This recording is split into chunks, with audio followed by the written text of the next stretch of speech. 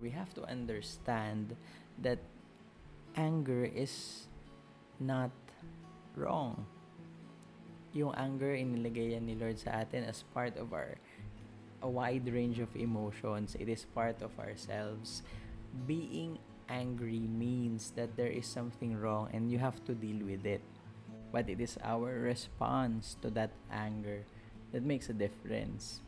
Are we to retaliate? Are we to do things na para lang makabawi dun sa mga tao? Or are we gonna listen to God? Are we going to hear Him, follow His commands, respond in a way na sinasabi ni Lord according to His Word?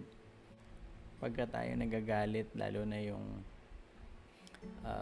meron tayong mga bagay na pinlano, tapos merong ibang nag-cause para hindi matuloy yung plano, ang usual na ginagawa natin is to blame other people. Hindi nangyari. Ikaw may kasalanan. Kasi nga tayo, tumatawid na tayo dun sa being a perfectionist. Ang tingin natin sa sarili natin, sobrang taas na. Ang tingin natin sa sarili natin na hindi ako nagkakamali. Kung merong magkakamali, siya yun. Hindi ako.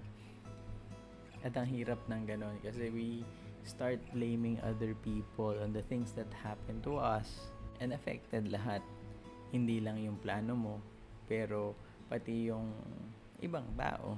A good question to ask yourself is, sa lahat ng mga anger na na-feel mo toward other people, anong mga instances yun yung ang reason why you feel that way is because of the failure na nangyari sa buhay mo. So kapag ganon, bilangin natin kung puro ganon pala, baka tayo nagpo-fall na doon sa performance trap. We are seeking significance based on the performance that we do.